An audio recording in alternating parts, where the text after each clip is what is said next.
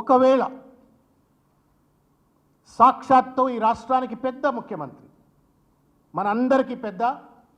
పెద్ద కుర్చీలో కూర్చున్నటువంటి ఒక వ్యక్తి, రాజ్యాంగబద్ధమైనటువంటి ఒక పదవిలో కూర్చున్న వ్యక్తి, భారత రాజ్యాంగం మీద ప్రమాణం చేసి అవినీతి రహితంగా అందరికీ ఆదర్శవంతంగా పరిపాలన అందిస్తా అని చెప్పని కుర్చీలో కూర్చున్నటువంటి ఒక వ్యక్తి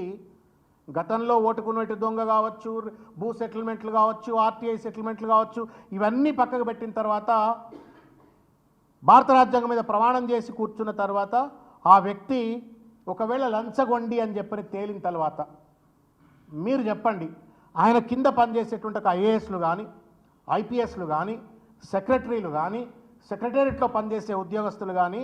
ఆయనకేమైనా గౌరవం ఇస్తారా? మా నాయకుడే ఇంత పెద్ద దోపిడీదారు అయినప్పుడు, ఇంత పెద్ద లంచగొండ అయినప్పుడు మేము లంచాలకు పాల్పడితే మాకు వచ్చే నష్టమైంది అని చెప్పని ఒకవేళ ఐఏఎస్లు, ఐపీఎస్లు లేకపోతే సెక్రటేరియట్లో ఉన్నటువంటి ఒక ఉద్యోగస్తులు, ప్రభుత్వంలో ఉన్న ఉద్యోగస్తులు అనుకున్నట్టయితే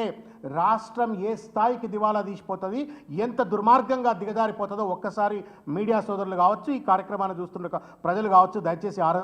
ఆలోచించాలని చెప్పని, లోతుగా విశ్లేషించాలని చెప్పని నేను విజ్ఞప్తి చేస్తూ ఉన్నాను. అంతకంటే పవిత్రమైనటువంటి, గర్భగుడి కంటే పవిత్రమైనటువంటిది భారత రాజ్యాంగం ఇచ్చినట్టు ఒక ముఖ్యమంత్రి కుర్చీ. ఆ కుర్చీలో కూర్చున్నటువంటి వాడు విచ్చలవిడి దోపిడీకి పాల్పడుతున్నాను విన్నాము, ఆర్ఆర్ ట్యాక్స్లు అన్నాము, లేకపోతే సెటిల్మెంట్లు అన్నాము, ఇంకేదో ఏదో విన్నాము. ఆఖరికి వాళ్ళ ఛార్జ్ షీట్లో పేరు వచ్చింది, లఫంగి పనులు చేసిండు అని చెప్పని పేరు వచ్చిన తర్వాత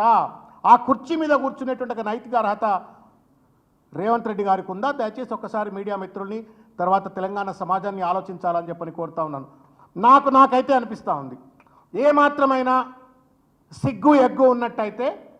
నైతికత ఉన్నట్టయితే ఆ కూర్చున్నటువంటి ఒక కుర్చీ ఒక పవిత్రమైనటువంటి ఒక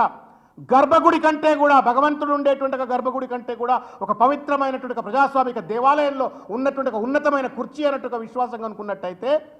ఇమ్మీడియట్గా